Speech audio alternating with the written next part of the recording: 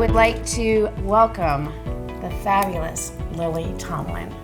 Thank you. I want to congratulate 100 you times. 1,000 times for you being here. And I want to congratulate you on the SAG Life Achievement Award. Thanks. Fabulous, really Thank wonderful.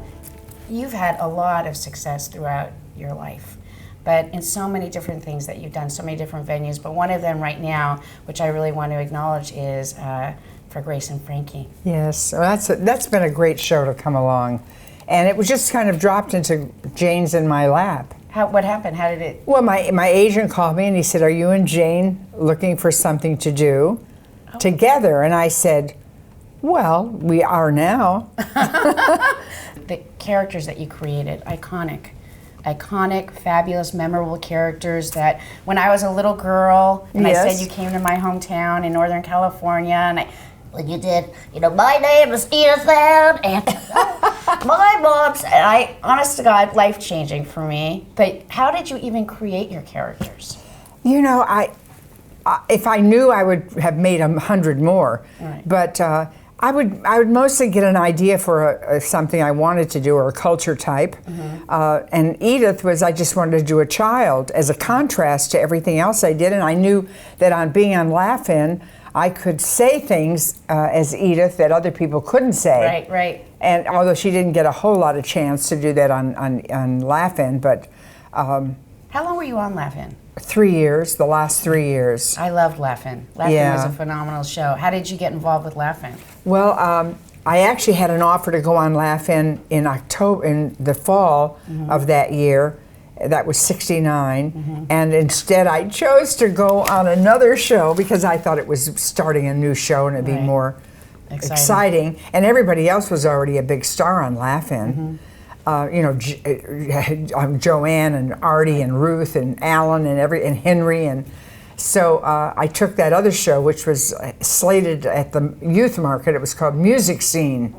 I don't think I know music. No, and it was only on half a season. Oh, there you go. So parents were very upset about it because it was like seeing long-haired dopers in prime time. I mean, that's what they thought. It was the 60s, right. Yeah.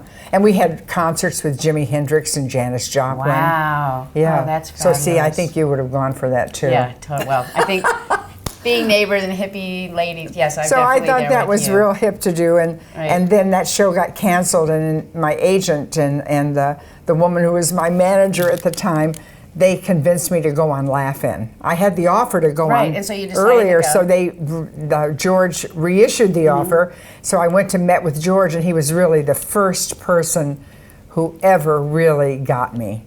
Really, that's so interesting. Why? What was the response before? Because I would go get a job. I'd go get an audition, like for the Merv Griffin show or something, and honestly, you would see they would lean back from me. I'd be across the desk from them, and I'd be doing some character with their face, and they were just put off. Oh, that's so interesting. They didn't get it. They just somehow were repulsed by it. When you were, I was thinking about you in terms of being a female comedian, and we have more female comedians now than we have in the past. Yes. But you started at a time when it was really a male-dominated part of our industry. Yes, right. So, and people used to say to me, "Oh, how can you do stand-up? You're going to lose your femininity." Oh, really? Yeah, and I'd say, What do you mean, lose my femininity? It's so nutty. Right. And I just discounted them. I didn't pay any attention. It's as if people don't know who you are. Right. And that even happened on Merv Griffin.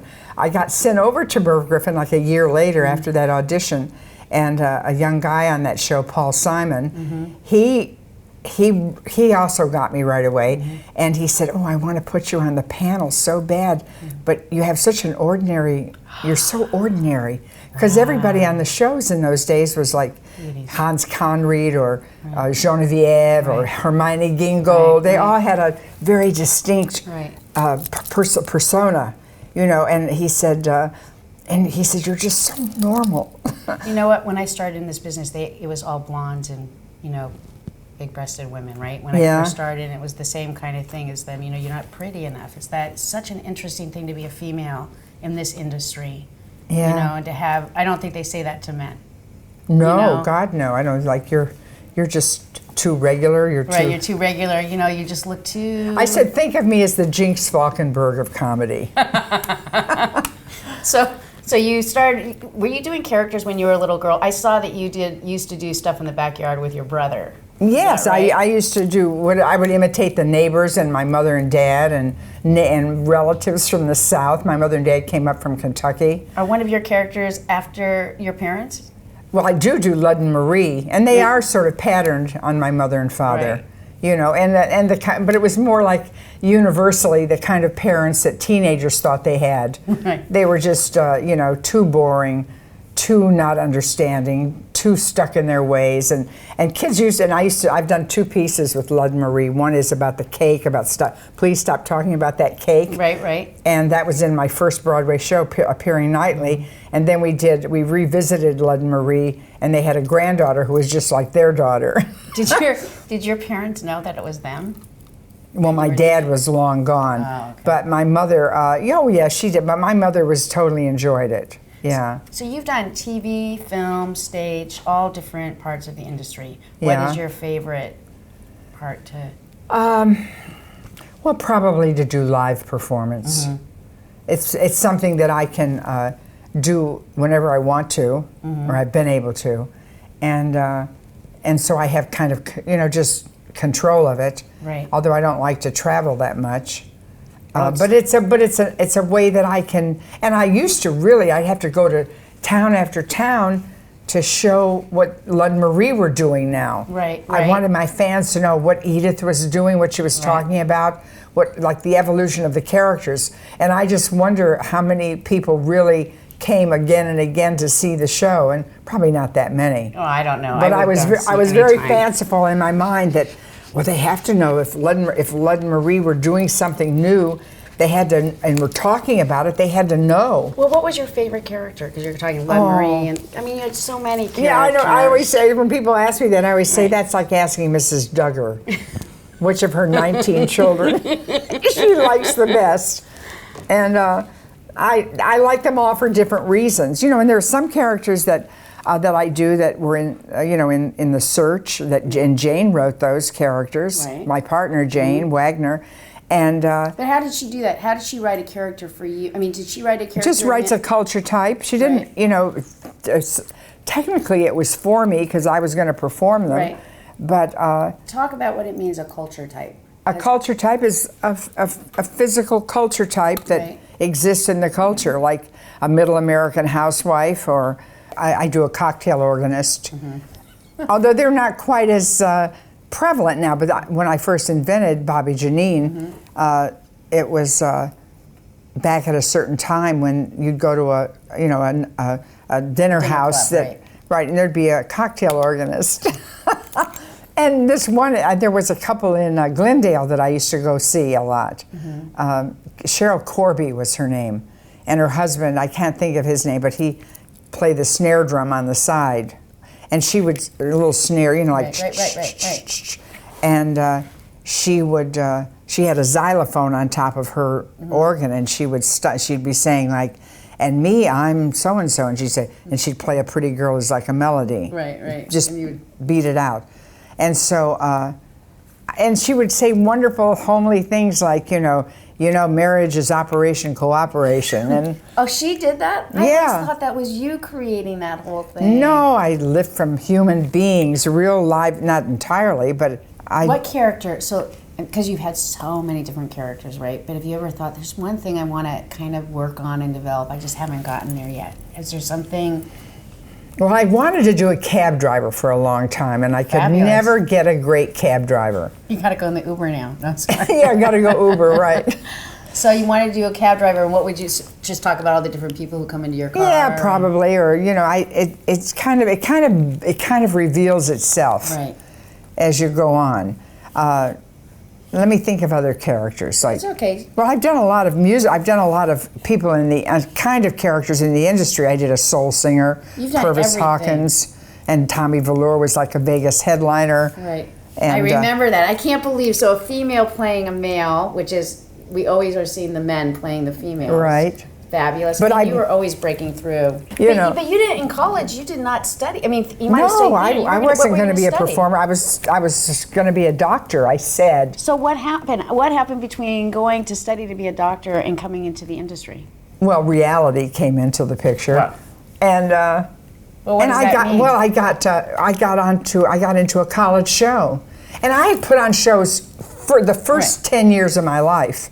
Just for fun in the backyard. Just for fun, right? But totally impassioned. I would hang curtains. I would. As I got older, I began to build a stage. I used sawhorses with boards. Right. So I told you I have a twin. Well, I didn't say I have a twin brother, and I actually used to go in the backyard. I would pretend I was Barbara Streisand, and he'd be Al Jolson, right? And we did the boards with the cans underneath to hold them up. But the idea, I never went to go to medical school, so that you did that. Well, I wasn't going to go to medical school either. It would have been a sorry day in the world if I had. Yeah, but what made you go in? And then I don't understand what. I wanted to. I knew that I wanted a career because I wanted to do something. Right. I wanted to, make something of myself, and I thought I would do well by doing good. So what was the play? It was a variety show to raise scholarship money, and I was a total flop.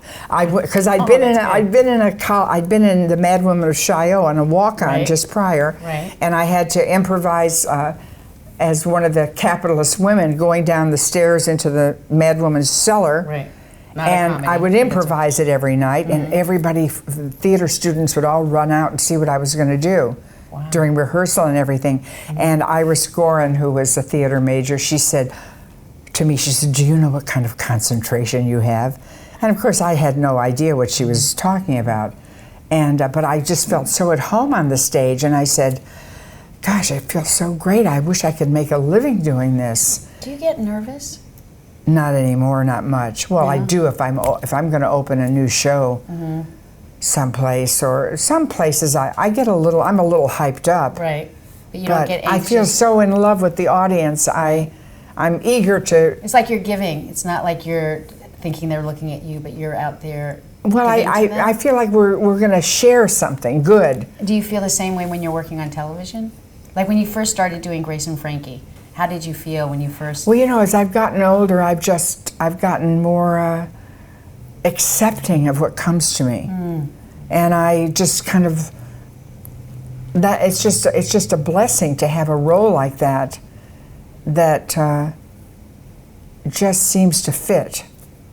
Occasionally, I'm given something to do that I might struggle with or have a problem, but I just struggle with it.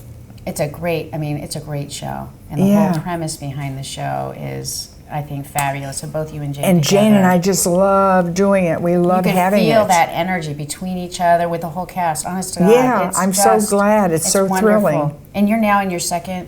We're starting our 4th year in February. And what's really interesting, not only you're doing the show, but you are actually in the world of new media. Well, not new media, but the idea of Netflix. I know, and we got on Netflix 3 years ago, just as it was cresting. Now, talk a little bit about that, because I know that a lot of the people who are watching right now, you are on really that wave, that change. It used to be, the 3 networks and then the 4, but the whole, our whole paradigm, our whole universe is changing. Talk about what it's like to do on a Netflix project versus doing first of all, you're not worried about ratings. I mean, they know what the ratings are, I'm sure. They know something. Right. But we don't know, and we're not struggling against that every week. Oh my God, we didn't make our numbers, That's great. So you're not hearing on, gotta get it better, gotta get it better. You don't hear that, and the Netflix, when we're coupled with Skydance, who is really like our producing partner, I guess, and then Netflix is over all that. And so the people from Skydance and the people from Netflix are all fabulous, cool people who have good ideas and just want the show to be as much as it can be, but you're not burdened with anything. And they don't have all the censor stuff that goes on. No. So that must be really freeing. It is for us, but we have to do what's scripted for us. Of course. Well, do you do any kind of improv through that? No, do they really want you tight to the language? Well, it's sort of tight, pretty tight. Right. And but Jane and I have a we can certainly input. Right. Right. And if we have a quarrel with something or think something should be better or excised or something. Anyway, so but there's not much of that. But we all watch daily, so we see everything. Oh, do you really? Yeah. How do you feel when you watch yourself? Oh, I'm okay with it. Well, I think you're fabulous in this show. I want to ask you, this is really, so you've been a member of our legacy unions and now SAG-AFTRA overall for 50 years. That means it's I have been. No, that's so good. 50 You have years. been a leader. You have been awesome. You have actually stood in the strike line with members. I have indeed. So talk about that, because Oh, God. it is a really big deal. I mean, Yeah. you've actually helped to lift us up. You've actually helped to make us who we are. So I want you to share what it was like the first time you ever. Well, I can't say it was conscious. I mean, it wasn't like I was politically driven to really make a change. Right. I just wanted us to be what we should be. Right. Be better. Be better and be Together. stronger and be, yeah, everything. When you first got your card in AFTRA, is that right? And then you got it in SAG? No, I got it in SAG on Nashville. Oh, you got. Let's see. before that, you yeah, did I got Gary? my card, my AFTRA card on probably the Gary Moore show. Right, the Gary Moore show. That's what I would think. Isn't that funny? And then you got your, and how did, because to be a member, it was then you had to be a member to work, right? So how did do you even remember what it was like when you first got your card? No, but I changed my name. Did you really? What was your name? My name was Mary Jean. Oh, really? My mother's name is Lily. So what made you change it? Oh, I just liked my mother's name. You like your mother's name, so sorry. Did you take your mother's name? No, I did not. I like my name, but I think that's so interesting. You liked your mother's name. You didn't like your name, so you did your mother's name. Yeah, Mary Jean was just. Yeah. No, Mary Jean. Mary Tyler Moore was around anyway. Right. I didn't want 3 names. That is fabulous. I think that's just, your mother must have loved that you took her name. Oh, she did. She'd say, "Oh, I don't have to wait in the beauty parlor anymore." Oh, she liked that. She had a little attachment. Oh, listen, I'll there. tell you that my mother, at my first Broadway show, my mother comes to the show, and she stood in the aisle. And my mother's very unassuming, very sweet, has a wonderful way about her. Oh, I wish she were here now. But she stood in the aisle, and she shook everybody's hand and thanked them for coming. She says, "Oh, thank you for coming to Lily's show." And she didn't identify herself. She didn't say, "I'm Lily's mother." She How just fabulous. and she just was so heartfelt about it. And same thing when I played the Kennedy Center. I did a Mother's Day show, with a bunch of other people, and I cried on the show because my mother was so moved. She was like the only real mother on the show. Wow. The other mothers were kind of like show business mothers or something. Right. And she said, I forget who was interviewing, and she said, "Oh, she just broke my heart. She moved out of the house when she was 16. I said, "Mama, I didn't know she was going to start sharing all this stuff with the people." And I got tears in my eyes. It was, I said, "Mama, but I came back for supper, didn't I?" Wait, you moved out when you were 16? Yes, I was. Why? Because I was independent. I was... Independent, 16, beyond. I was 17-year-old. Well, if she were to do that. I didn't really move out. I Right. just took a few of my belongings and Right. I got an apartment. I rented a room. How did you get that? Were Well, you I always working? worked. I always had made a little cash. So I lived over the Gaiety Burlesque Did you on really? Alexandria. It was near the university that I went to eventually, and it was $25 a month for one of these rooms. And then, so one That's day, a lot of money then. yeah, You well, say it like it's nothing. it That's wasn't a money. lot of money, but it was a fair amount. Yeah, for a But one day, 16-year-old. I'm over there. I hardly ever slept there.